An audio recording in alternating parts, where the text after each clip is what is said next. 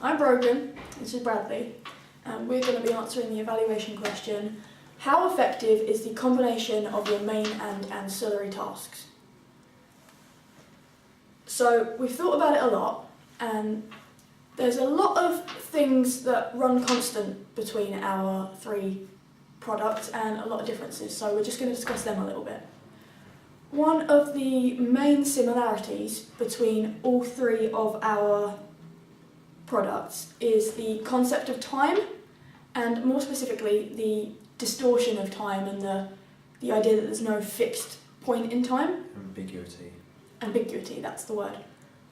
In our short film, obviously we have the premonition scene experienced by the male character, and then following that we have what we're supposed to assume is reality. And although they happen at different points in time in the short film, it's suggested that they actually occur in the same period of time in the grand scheme of things.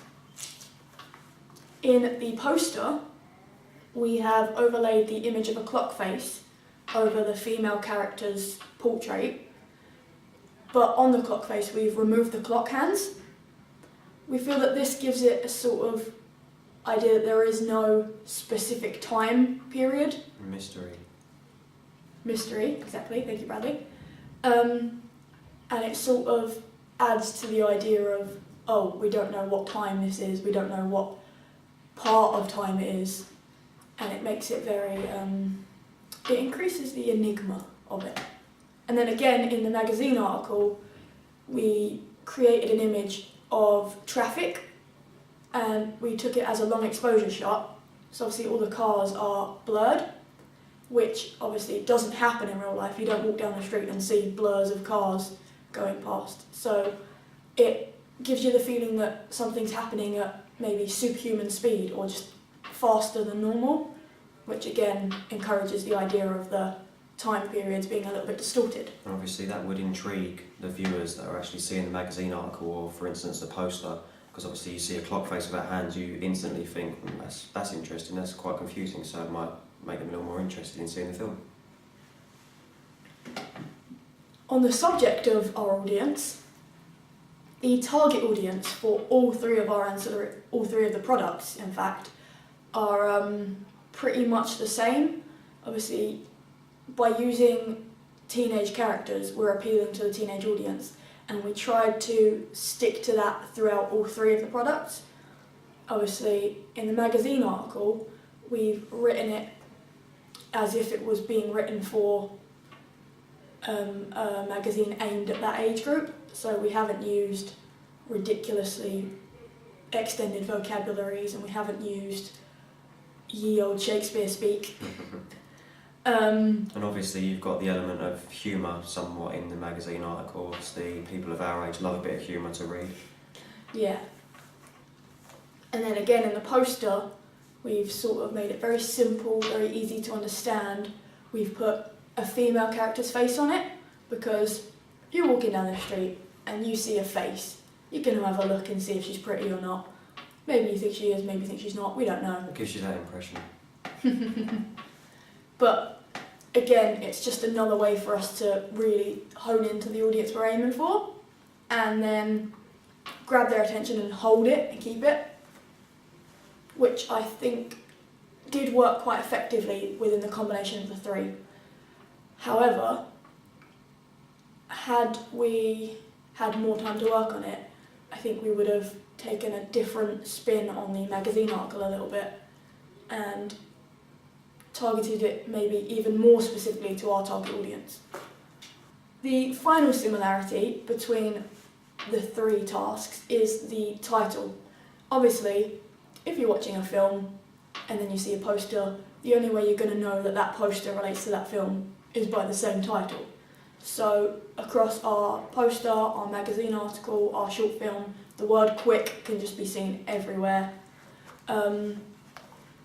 We chose the title because, again, it lends itself to the idea of time, the concepts of time that are being explored, but also we thought it was sharp, simple, and it would just sort of stick in people's minds, and it fitted our product really well. And obviously it adds to the ambiguity which we're obviously trying to induce all the way through these free media texts. You know, through the magazine article, the short film and the poster, an element of ambiguity has always been quite clear. Obviously we want our audience to be interested and have the element of mystery within these free media texts so that they're actually interested in seeing our final product. So. Yeah. So that was the similarities we found within our three products. The differences between the three products, Bradley's going to talk us through. So as Brogan was just explaining, obviously there are some similarities and some differences between our free media text. I'm going to talk to you about the differences in our media text productions that we've done. Some of these differences were intentional, some of them are not intentional. We feel the intentional difference has worked well in our favour, and obviously the unintentional differences are things that we possibly could have worked on or improved upon. But I'll go into a little bit of detail on that now.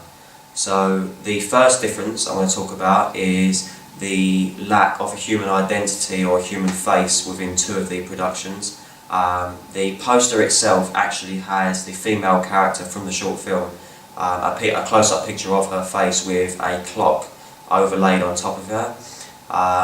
There's a complete lack of any facial identity within the short film and the magazine article, which is obviously different from the poster in that sense. We feel this has worked quite well for us because the poster is obviously a marketing strategy. The poster is used to give viewers and the audience an insight into what the short film is to be like.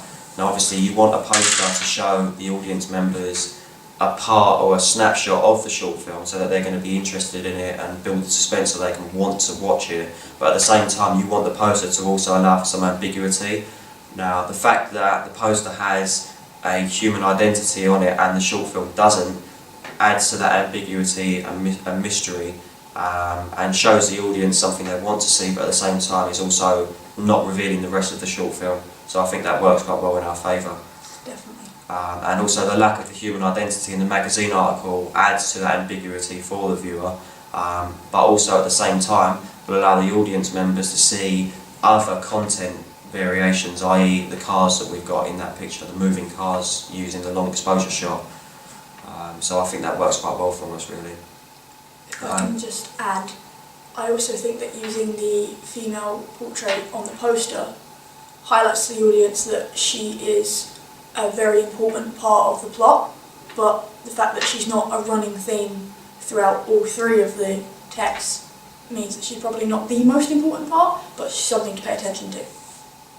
Yeah, I didn't think of that actually.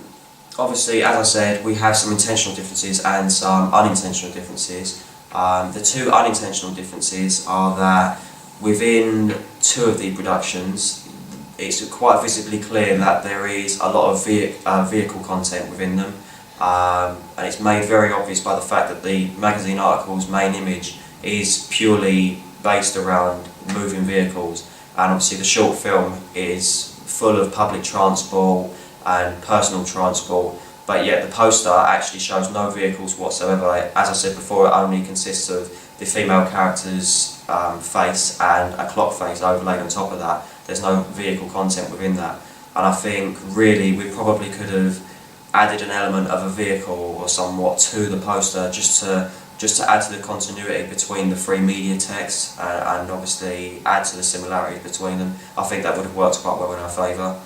And finally, the last difference is actually a colour scheme. Between the free media text, there is no significant colour scheme between them, and I think really we should have considered adding a colour scheme to them to again add to the continuity, add to the similarities, and make it visibly clear to the audience that the free media texts do actually link up and they are related to each other in some way. Because obviously the only way you can tell that they're actually linked together is, as Brogan was saying earlier on, to do with the fact that they all share the same title. And obviously if you read between the lines with the magazine article and the short film and its narrative, then you'll get the general idea that they do relate to each other. But if you were to lay them out side by side, you might not actually see that they all correlate. So I think a colour scheme may have added to the correlation between the three of them. We should have probably done that. The colour scheme would have provided us benefits in terms of if we were to continue on with the product, merchandise, other publications, other advertising would have all then been added to the same colour scheme, giving it that wholesome feel, which really, in hindsight, we missed out on in that aspect. But generally, we do think that the three products combine quite well and create a very nice overall effect. We think that the poster and the magazine article emphasise everything we're trying to portray in the short film, and there's not much that we would change if we were to do this again. We're very happy with it. I agree.